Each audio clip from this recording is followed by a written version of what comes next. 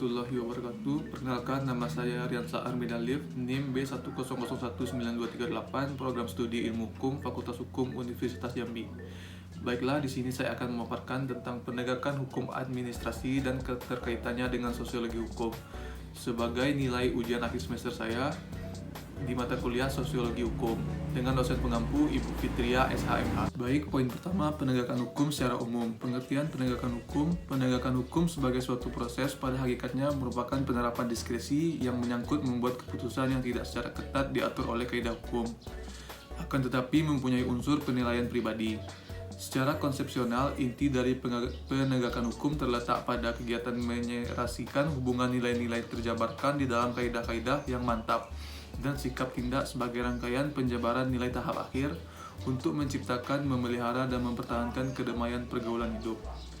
Pengertian penegakan hukum. Penegakan hukum adalah suatu proses untuk mewujudkan keinginan-keinginan hukum menjadi kenyataan. Yang disebut keinginan hukum di sini tidak lain adalah pikiran-pikiran badan pembuat undang-undang yang dirumuskan dalam peraturan hukum. Penegakan hukum berfungsi sebagai perlindungan kepentingan manusia.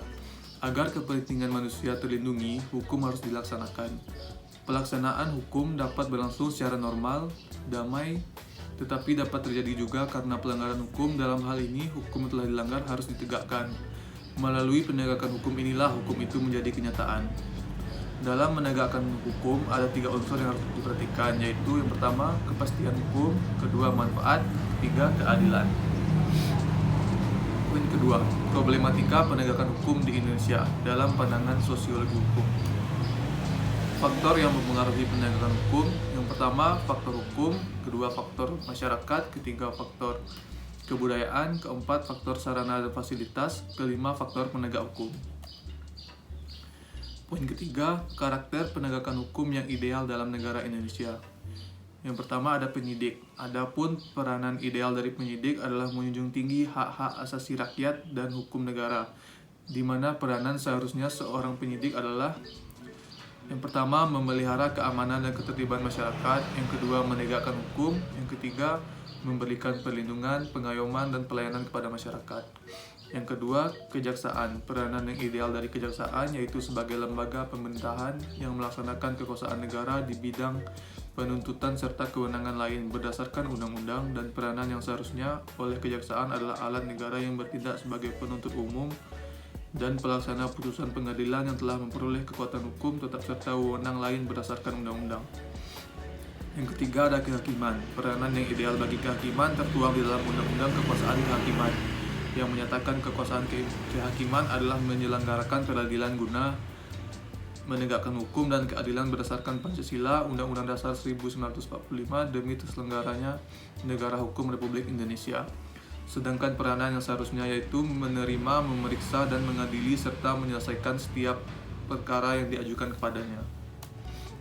Yang keempat ada advokat. Peranan yang ideal advokat adalah memberikan jasa hukum, baik di dalam maupun di luar pengadilan, yang memenuhi persyaratan berdasarkan ketentuan Undang-Undang Advokat. Terhadap peranan yang seharusnya yaitu memberikan konsultasi hukum, bantuan hukum, menjalankan kuasa, mewakili, mendampingi, membela, dan melakukan tindakan hukum lain untuk kepentingan hukum klien. Yang kelima ada lembaga permasyarakatan. Peranan ideal dari lembaga permasyarakatan adalah untuk melakukan kegiatan pembinaan bagi warga binaan permasyarakatan berdasarkan sistem kelembagaan dan cara pembinaan yang merupakan bagian akhir dari sistem pemidanaan dalam tata peradilan pidana, di mana sistem pemasyarakatan adalah suatu tatanan mengenai arah dan batas serta cara pembinaan warga binaan pemasyarakatan. Di sini ada 2 poin. A. Menjalankan administrasi yang baik. Negara Indonesia sebagai negara nasional, maka administrasi negaranya pun adalah administrasi negara nasional, mempunyai kewajiban untuk mempertinggi kepribadian nasional Indonesia, sehingga kebudayaan Indonesia betul-betul mekar dan berkembang, di mana menunjukkan keagungan bangsa. Kepribadian Indonesia adalah kepribadian yang religius, dengan demikian kebudayaan Indonesia adalah kebudayaan yang religius juga. Oleh karena itu, fungsi administrasi negara harus menuju ke arah itu, seperti yang dicita-citakan bangsa. Poin kedua, pendapat sarjana. Menurut P. Nicolai dan kawan-kawan sarjana, agar hukum administrasi dapat dijalankan dengan baik, Artinya dilaksanakan sesuai dengan koridor hukum yang berlaku, antara lain yaitu pengawasan bahwa organ pemerintahan dapat melaksanakan ketaatan pada atau berdasarkan undang-undang yang ditetapkan secara tertulis, dan pengawasan terhadap keputusan yang meletakkan kewajiban kepada individu. Kedua, penerapan kewenangan sanksi pemerintah. Di samping pendapat di atas, Paulus E. Lotulung mengemukakan beberapa macam pengawasan dalam hukum administrasi negara, yaitu bahwa ditinjau dari segi kedudukan dari badan atau organ yang melaksanakan kontrol itu terhadap badan atau organ yang dikontrol. Menurut Undang-Undang Nomor 28 Tahun 1999 tentang penyelenggaraan negara yang bersih dan bebas dari korupsi, kolusi, dan nepotisme, yang dimaksud dengan aparat pemerintah atau penyelenggaraan administrasi negara yang baik adalah: yang pertama, aparat pemerintahan yang adil dalam melaksanakan tugasnya. Yang kedua, aparat pemerintah yang adil. Yang ketiga, aparat pemerintah yang bermoral. Yang keempat, aparat pemerintah yang baik.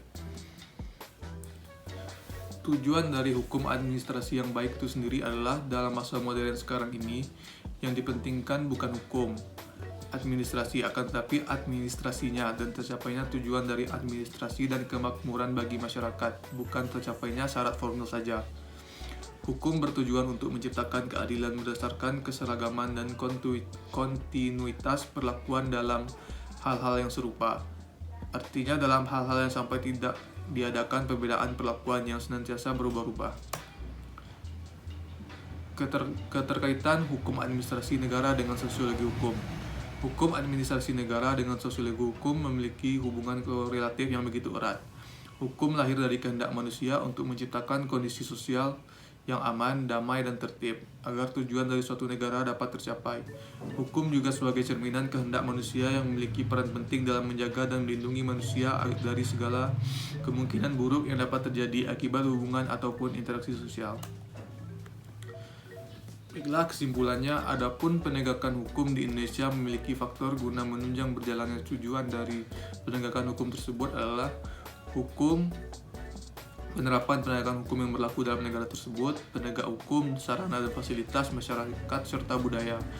Maka untuk mewujudkan penegakan hukum administrasi negara yang baik, terutama di Indonesia sendiri, ada beberapa poin penting yang harus diperhatikan oleh pemerintah dalam melaksanakan tugas dan dalam melakukan suatu tindakan hukum, yaitu melakukan pengawasan bahwa organ pemerintahan dapat melaksanakan ketaatan pada atau berdasarkan undang-undang yang ditetapkan secara tertulis, dan pengawasan terhadap keputusan yang meletakkan kewajiban kepada individu, dan penerapan kewenangan sanksi pemerintahan.